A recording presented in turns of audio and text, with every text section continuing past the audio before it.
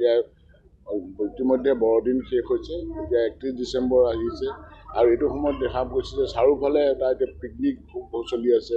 তাৰোপৰি মানুহৰ উৎসৱমুখৰ পৰিৱেশ, নতুন পুৰণা বছৰটোক বিদায় দিয়া আৰু নতুন বছৰক আদৰণি জনোৱাৰ কাৰণে এই সময়ত আচলতে আমি অসম চৰকাৰ পৰিবহণ বিভাগৰ ফালৰ পৰা ইতিমধ্যে অসমৰ মাননীয় মুখ্যমন্ত্ৰী ডক্টৰ হিমন্ত বিশ্ব শৰ্মা মহোদয়ে যে অসমখন এখন দুৰ্ঘটনামুক্ত অসম গঢ়াৰ কাৰণে সকলোকে এটা অনুৰোধ জনাইছে আৰু যান বাহনৰ নীতি নিয়ম পথ সুৰক্ষাৰ নীতি নিয়মখিনি যাতে মানিহে পথত গাড়ী চলাই মানুহৰ আচলতে সুৰক্ষাৰ কাৰণে এইবিলাক কৰিছে আৰু অনুৰোধ কৰিছে। আমিও আচলতে এখন পৰিবহণ কৰ্মী হিচাপে চেষ্টা চলাইছোঁ কেনেকৈ পথত সকলো সময়তে যাতে সুৰক্ষিত যাতায়াতটো বাহাল থাকে আৰু এতিয়া পিকনিকৰ সময়ত যাতে আমি এটা বিশেষভাৱে সকলোকে অনুৰোধ জনাইছোঁ যিসকল বনভোজকাৰী দল তেওঁলোকৰ যিখিনি বাহন সেই বাহনৰ চালকসকলে যাতে সুৰাপান কৰি গাড়ী নচলায় আৰু পিকনিকস্থলীত যাতে অত্যাধিক আমাৰ চাউণ্ড চিষ্টেম ব্যৱহাৰ কৰি আমাৰ প্ৰাকৃতিক পৰিৱেশ বিনষ্ট নকৰে সেই সকলোখিনি কথা কোৱা হৈছে। বিশেষভাৱে চালকজনক যাতে কোনো পধ্যেই সুৰাপান নকৰায় তাৰ কাৰণে, কাৰণ যোৱা দিনদিন আগত আমাৰ উদাহৰণ আছে বনভোজকাৰী দলৰ গাড়ীবিলাক সুৰাপাৰী চালকৰ দ্বাৰা দুৰ্ঘটনাগ্ৰস্ত হোৱা, সেইকাৰণে নহওক ভগৱানে কৰাত। আৰু দ্বিতীয়তে 31 তাৰিখ আৰু ইংৰাজী বৰ্ষ মানে মানুহৰ পালন কৰিবৰ কাৰণে খুব যথেষ্ট মানে উৎসৱ ফূৰ্তি আনন্দ কৰে।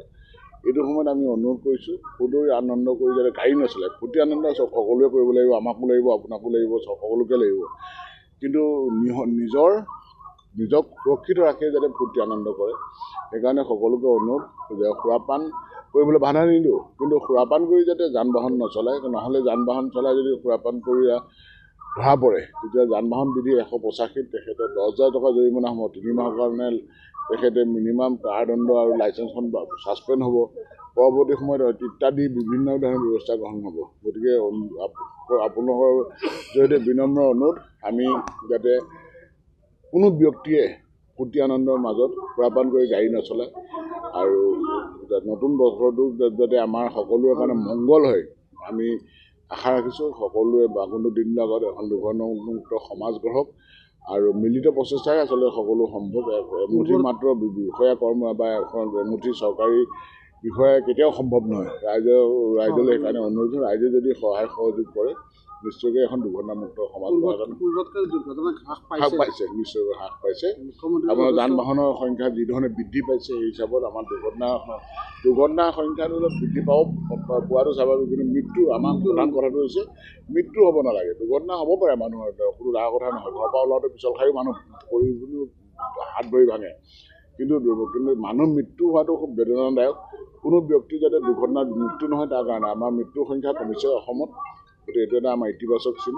আৰু অন্যান্য প্ৰান্তত যেনেকৈ মানুহ মৃত্যু হৈ আছে দুৰ্ঘটনাত, সেইটো খালি এইটো সময়ত আচলতে কুঁৱলী বতৰ, সেইটো কাৰণে সকলোকে অনুৰোধ জনাইছোঁ অলপ সাৱধানে গাড়ী চলাই গন্তব্যস্থানত আৰু ইয়াৰ উপৰিও যাতে নিশা ভাগত অত্যন্ত যদি কুঁৱলী পৰে তেওঁ যাত্ৰা নকৰক বা কুঁৱলী শেষ নোহোৱালৈকে ৰখক, তেওঁ অনুৰোধ জনাইছোঁ। মাজতে আৰু এটা কথা সুধিছোঁ, ৰাজনীতিত আহিব নেকি ছাৰ? ৰাজনীতি বুলি ক'লে সমাজপ্ৰিয় মানুহ,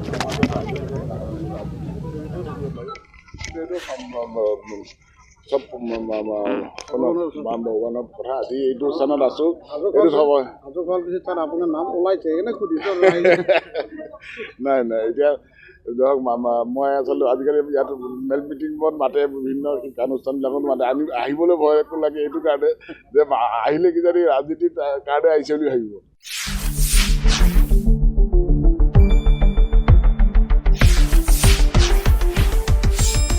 শুদ্ধ আৰু বিস্তৃত বাতৰিৰ বাবে চাই থাকক নিউজ ডেস্ক ৰিপৰ্ট।